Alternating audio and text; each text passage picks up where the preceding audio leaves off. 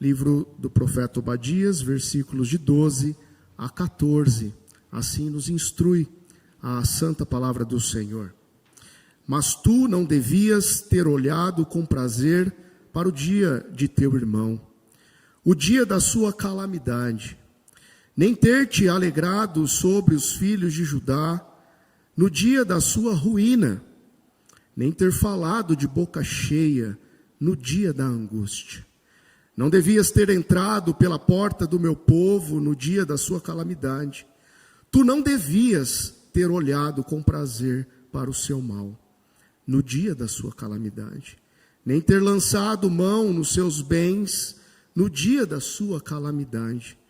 Não devias ter parado nas encruzilhadas para exterminares os que escapassem, nem ter entregado os que lhe restassem no dia da angústia.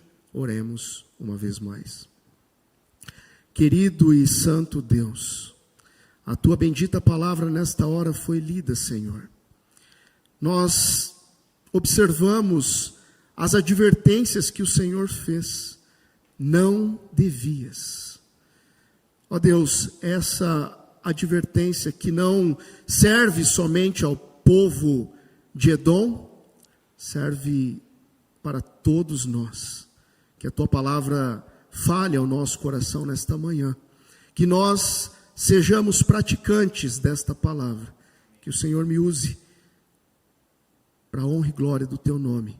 É a oração que fazemos. Em nome de Jesus, nosso Senhor. Amém. Não devias tu, igualmente, compadecer-te do teu conservo, como eu também me compadeci de ti? Não devias tu, igualmente, compadecer-te do teu conservo, como também eu me compadeci de ti? Essas foram palavras de Jesus. Certa feita, ele indagou com essa pergunta a um homem que muito perdoado foi, e quando outro homem que o devia se aproximou dele requerendo perdão, ele não o fez desta forma. Irmãos, a vinda do Rei Jesus, o seu advento, não foi apenas uma promessa de poder e de glória, cumprida no Messias, no ungido. A vinda do Senhor Jesus e do Rei Jesus foi, acima de tudo, uma vinda que deve habilitar todo aquele que crê a praticar o amor. A vinda do Senhor Jesus, então, foi um chamado à prática do amor. O primeiro e o segundo mandamento são cristalinos. Amarás o Senhor teu Deus de todo o teu coração, de toda a tua alma e de todo o teu entendimento. E amarás o teu próximo como a ti mesmo. O advento de Jesus nos chama a essa verdade. Aqui no texto que nós acabamos de ler, o profeta, ao repreender Edom com o não devias, esse termo é presente por várias vezes nos versículos que temos diante de nós. O profeta revela a importância destes dois mandamentos para que aquele que crê seja habilitado a viver no reino de Deus. O rei exige amor, não apenas palavras, mas ações concretas em favor do próximo. E esse é o nosso tema. O rei exige amor ao próximo. Veremos 3 verdades aqui em nosso texto. O rei exige amor ao próximo, por isso não devias te alegrar na calamidade do irmão. Versículo 12. O rei exige amor ao próximo, por isso não devias saquear os bens do teu irmão. Versículo 13. O rei exige amor ao próximo, por isso não devias entregar ao inimigo os seus próprios irmãos. Versículo 14. Nós estamos diante do 4º oráculo contra Edom, irmãos. Nós estamos diante da 4ª vez que a voz do Senhor impacta os edomitas. E a principal questão exegética aqui, diz respeito ao modo que nós devemos interpretar os verbos que aparecem aqui em nossa perícope, em nossa passagem. Questão exegética, questão interpretativa. O lado mais óbvio é ter esses verbos como sendo ordens mesmo.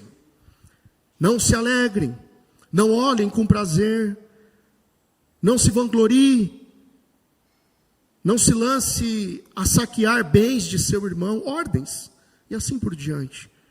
Mas ao lermos assim esses verbos, isso acaba por ocasionar um descompasso em relação à própria profecia. Por quê? Porque Obadias, no versículo 1, ele claramente exibe desde o início uma sentença contra Edom, um oráculo em que já há uma decisão por parte de Yahvé, de Adonai.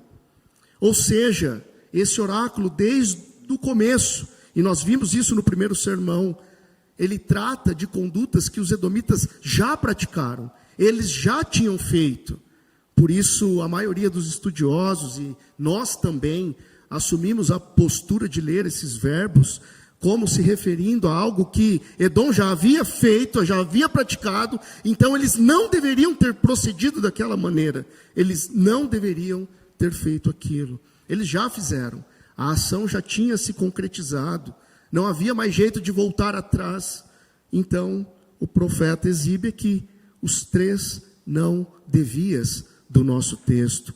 Pensando no tu não devias, falado pela própria boca do nosso Senhor Jesus ao conservo infiel, o profeta está caminhando nesta mesma direção. A ação já tinha sido concluída, a ação já tinha sido realizada, e o profeta está dizendo, Deus está dizendo, pela boca do profeta, não deviam ter procedido desta forma. E Obadias então vai detalhar, um a um, os comportamentos que Edom não devia ter adotado. E o primeiro é, não devias ter te alegrado na calamidade do irmão, versículo 12. O rei exige amor ao próximo. Enquanto Israel, irmãos, ia sendo castigado, enquanto Israel estava sofrendo as penalidades em razão de seu próprio pecado, havia alegria por parte dos edomitas. O dia do infortúnio, o dia da destruição, não é tempo de nós alargarmos a nossa boca com o riso. No dia da angústia, é crucial a postura da compaixão, a postura do ressentir, a postura do condoer-se, a postura de se colocar no lugar do próximo. E um ponto do contexto aqui é que os leitores da época provavelmente estavam cientes que esses comportamentos listados dos versos 12 a 14 foram comportamentos referentes à época do ano 587 a.C., época em que de fato os israelitas estavam sofrendo com a perseguição dos babilônios. Isso nos dá a margem, por exemplo, do que o salmista escreve no Salmo 137, versículo 7, quando o salmista é enfático e diz, contra os filhos de Edom, lembra-te, Senhor, do dia de Jerusalém, pois eles diziam, arrasaia, arrasaia, arrasaia até aos fundamentos. Edom estava não só caçoando daquele infortúnio pelo qual os israelitas passavam, mas Edom de fato estava ajudando os babilônios quando Jerusalém caiu. E nessa hora, uma inicial reflexão é pertinente, irmãos, para cada um de nós. É claro que todos aqui certamente vão dizer, a atitude dos edomitas revela um coração distante do amor que o rei exige.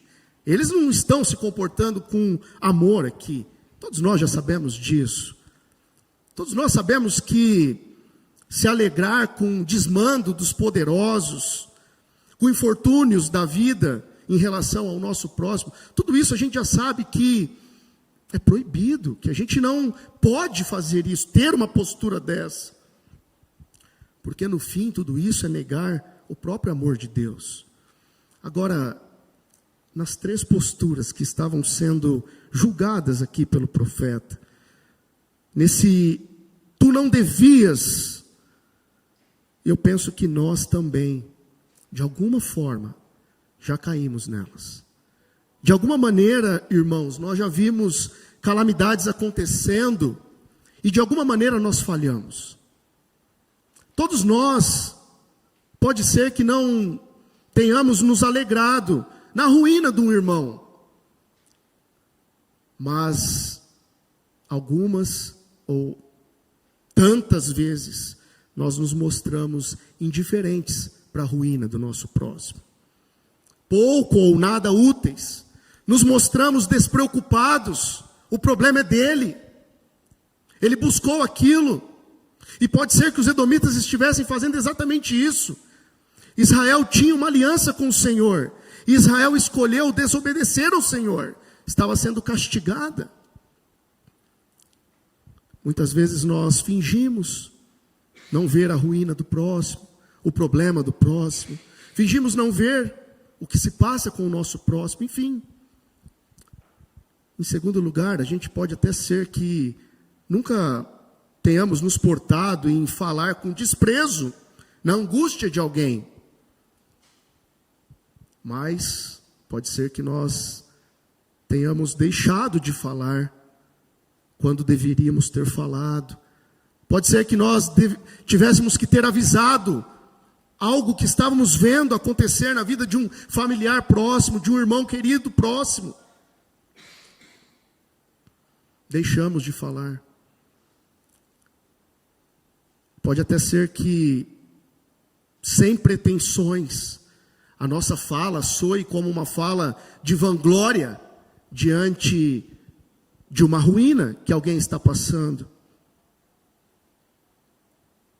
Pode ser que a nossa fala aconteça em momentos inapropriados, momentos em que nós deveríamos silenciar, a gente está falando. Nós já pregamos aqui certa vez, irmãos, há situações em que não há o que se falar.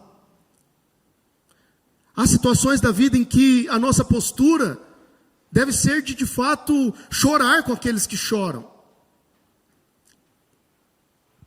O fato é, irmãos, falta a nós uma empatia, uma compaixão, um amor abnegado.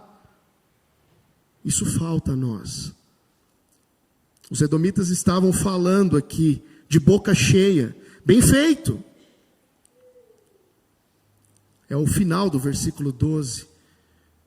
Nem ter falado de boca cheia no dia da angústia. Os edomitas estavam se apropriando de zombaria no dia da aflição do irmão. Mas quando a gente lembra do nosso Senhor Jesus, quando ele via a aflição dos povos, a dificuldade dos povos, o sofrimento dos povos, a postura do nosso rei foi chorar. Quando ele olha Jerusalém de cima, ele chora do alto de Jerusalém. Ele se compadece das multidões. E ele mesmo diz: Jerusalém, Jerusalém, que matas os profetas e os apedrejam, os que te foram enviados. Quantas vezes eu quis reuni-los aqui comigo, como uma galinha junto os seus pintinhos debaixo de suas asas, mas vocês não o quisestes. O verdadeiro rei exige amor ao próximo. Essa é a primeira verdade do nosso texto. E ele exige amor ao próximo, nos mandando, nos ordenando, irmãos, a ter compaixão daquele que está ao nosso redor, a ressentir pelo infortúnio, que sim, muitas vezes tem relação com o próprio pecado, mas algumas vezes não há explicação. Muitas vezes a tormenta, o desastre acontece e não dá para nós fazermos uma conexão direta com o pecado. Devemos ressentir, porque o verdadeiro amor que o Senhor Jesus nos ensinou, nos exige, nos proíbe e nos faz atentos a esse não devias, falado muitos anos atrás, mas que serve para você e para mim nesta manhã. Esta é a primeira verdade do nosso texto. A segunda verdade do nosso texto nos ensina a não saquear os bens do irmão. Talvez os irmãos estejam pensando: eu nunca saqueei bens de nenhum irmão. Eu nunca fui dado a furtar aquilo que não é meu. Eu sempre fui ensinado nos bancos desta igreja ou de outra igreja que aquilo que não me pertence não pode fazer parte da minha vida. Claro, princípios são ensinados, e louvado seja o Senhor por isso. Mas nós veremos, irmãos, que há um sentido por detrás desse não devia saquear os bens dos seus irmãos. O verso 13, então, ele acaba por sequenciar o próprio versículo 9 aqui da profecia. Os teus valentes, ó Temãs, estarão atemorizados, para que do monte de Esaú seja cada um exterminado pela matança. E esse versículo 9 é sequenciado pelo versículo 3. A gente pode perceber isso quando Edom agora não somente se alegra pelo infortúnio. Edom tem uma atitude mais avançada. Edom progride em seu pecado, porque no versículo 3, o profeta diz que Edom passa a entrar às portas de Jerusalém. Ele dá um passo a mais e vai além do deboche, vai além do riso. Agora ele, mão na massa, agora ele entra, ele adentra as portas do povo de Deus no dia de sua calamidade, e ele olha com prazer para o mal, e além de olhar, ele também toma parte desses bens. Esse versículo 13 então tipifica o que os estudiosos chamam de um verdadeiro crime. Os edomitas invadem Jerusalém. Não bastasse a violência deles empregada no versículo 10, por exemplo, por causa da violência feita a teu irmão, agora roubos, maltratos perpetrados por Edom. Não devias, então, aqui, toma a proporção não só de uma advertência, mas acima de tudo uma acusação. Ah, Edom, você não deveria ter procedido mal. Você não deveria ter procedido desta forma. Você deveria ter feito o que o rei de amor exige. Há uma crescente sequência nessa narrativa. Percebem, irmãos? Edom vê o que aconteceu no versículo 11. Ele só viu. Tu mesmo eras um deles. Final do versículo 11. Ele se alegrou com o que viu. Versículo 12. Se gabou do próprio papel na derrota de Judá. E aí invade a terra dos israelitas. E justamente por isso, o profeta nos avisa com as 3 construções do não devias. Funcionando como cláusulas agora lógicas, cláusulas sequenciais, ampliam as ações do versículo anterior. Os edomitas prosseguiram para dentro da cidade. Edom invadiu os portões da cidade, olhou o desastre de seu irmão, saqueou a riqueza de Jerusalém. E que grave é isso, irmãos? Que grave é isso? No campo jurídico aqui, a gente poderia dizer o crime foi consumado. Eles tiraram as ideias maléficas do pensamento e foram colocar a mão na massa. Entraram, olharam, agiram contra, saquearam bens, tiraram vantagem do desastre. E aqui, a relação é direta conosco. Lembrem, no início dessa verdade, muitos de nós poderíamos estar pensando: eu nunca saqueei ninguém, eu nunca coloquei a mão no que é alheio. Mas será que a gente não acaba, de alguma maneira, tirando vantagem quando o outro passa por uma calamidade? É claro, irmãos, eu não vou ficar fazendo uma lista aqui. Essas palavras bastam. Não há um aqui que eu acredito que possa dizer: nunca tirei vantagem de nada, de nenhuma situação, mesmo que de forma involuntária. É a quarta vez que o Senhor destina a voz aos edomitas. E dirige agora essa voz de uma maneira justa, rigorosa. Edomitas, vocês passam agora a ser culpados, não só por indiferença que vocês mantêm em relação aos seus próprios irmãos, versículos 10 e 11. Agora eles se envolvem ativamente na aflição de Israel. A reflexão necessária para esta hora é a questão do pecado, irmãos. O pecado de não amar. O pecado de adotarmos condutas que não revelam o amor que Deus requer de você e de mim. O pecado do oportunismo. Edom revelou aqui uma severa falta de amor. Mas e nós? E nós? Será que nós também não estamos reproduzindo esse tipo de pecado? Você tem defendido os oprimidos? E eu não estou me referindo aqui a advogar para os oprimidos, nem mesmo a defendê-los com suas próprias forças, mas exercer influência com aquilo que Deus colocou em sua mão, a fim de que os oprimidos então não sejam esmagados.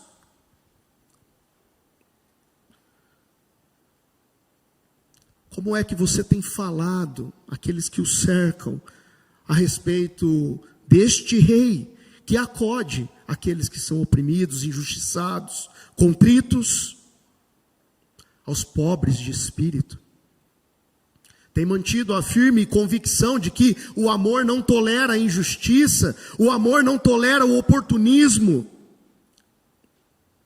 a exploração, porque os edomitas fizeram isso aqui, se aproveitaram da fraqueza e exploraram os israelitas.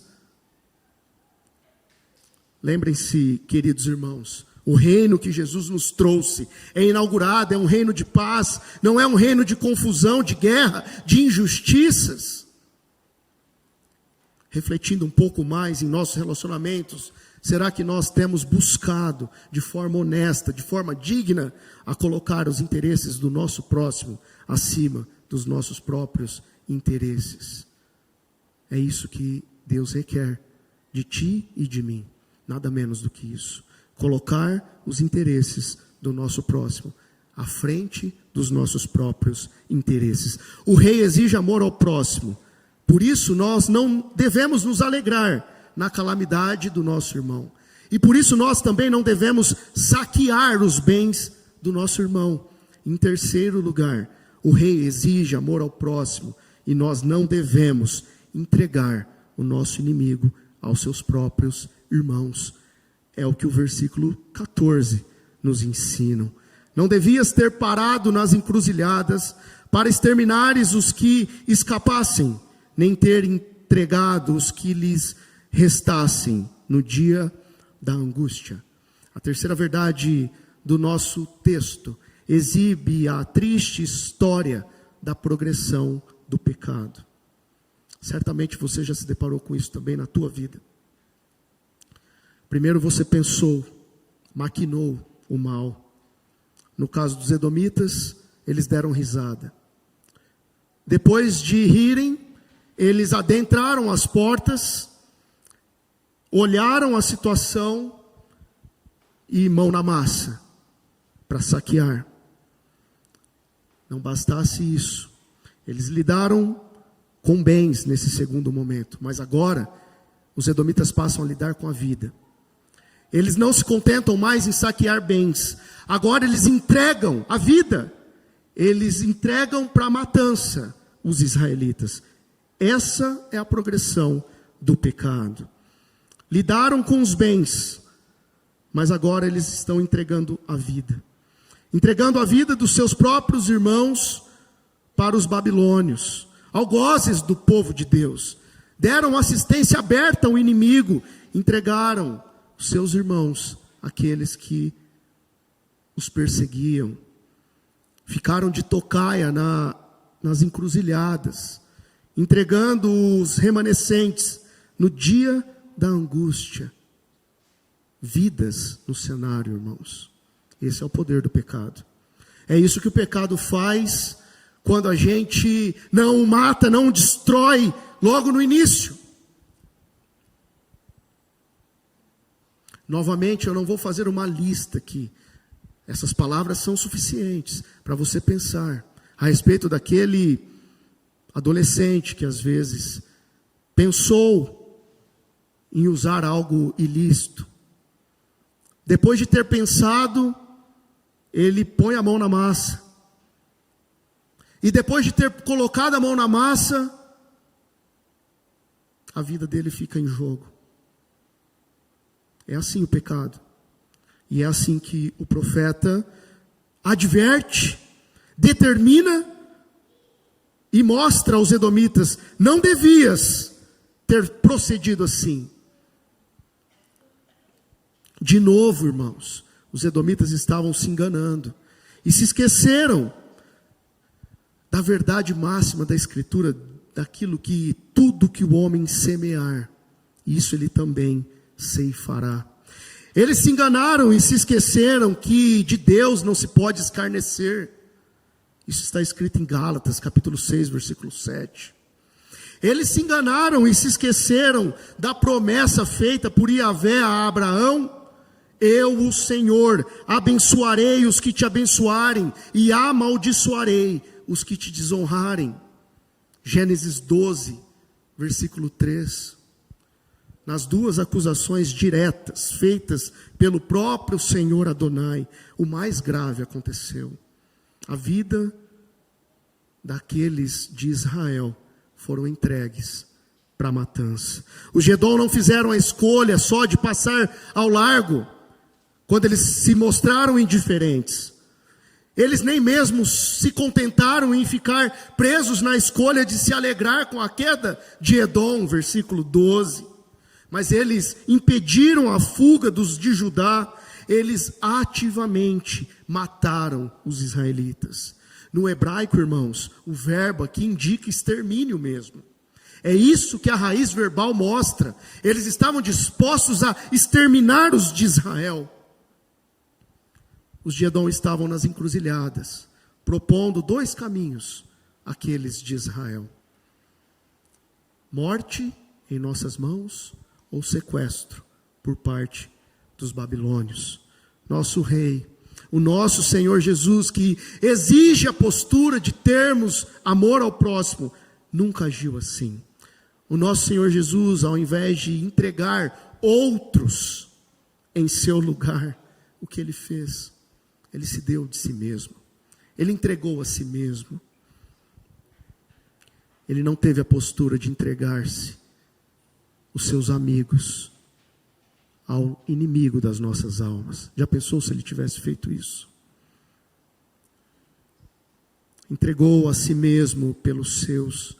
Voluntariamente se ofereceu como sacrifício e entregou a sua própria vida para salvar todo aquele que crê. Ninguém tem maior amor do que este, de dar a alguém a própria vida em favor dos seus amigos. Jesus demonstrou o ápice do amor, porque ele deu a sua vida em resgate por muitos. Eu quero concluir essa mensagem reafirmando que o rei exige amor ao próximo, e por isso não devias te alegrar na calamidade do irmão. Por isso não devias saquear os bens do irmão, e por isso não devias entregar ao inimigo os seus próprios irmãos. Não devias, Edom, ter se iludido pensando em viver independentemente do seu próximo. Não devias ignorar a dor do teu irmão, ser indiferente com essa dor. Não devias ter saqueado os bens do teu irmão, agravando ainda mais a situação do irmão. Não devias entregar o próprio irmão nas mãos do inimigo. O Senhor, o Adonai, diz para todas as atrocidades cometidas pelos edomitas: pode ter certeza, Edom, como você fez, da exata maneira que você procedeu, assim será feito a você. Essa é a tônica do versículo 15, e é a tônica do sermão da noite. da mesmíssima forma que você se comportou, da mesmíssima maneira que você agiu, isso será feito a ti. Suas ações recairão sobre a sua cabeça, uma a uma. Você errou, Edom. O rei exige amor, fidelidade, compaixão e justiça. Você desprezou tudo isso e não passará impune, diferentemente de Jerusalém, que estava sim sendo disciplinada e castigada pelo Senhor. Você, Edom, não passará por isso. Você não terá como se arrepender. Você sofrerá o castigo eterno, o juízo eterno. Em tudo isso, irmãos, a questão é como você tem amado o seu próximo. Como você tem de fato deixado de manter em vista o que é propriamente seu. Tem de fato colocado o sentimento da vanglória de lado. Tem amado o seu próximo conforme o rei exige. Que ele nos ajude. Somente ele pode fazer e nutrir em nosso coração esse amor abnegado, que coloca os interesses do nosso próximo à frente dos nossos próprios interesses.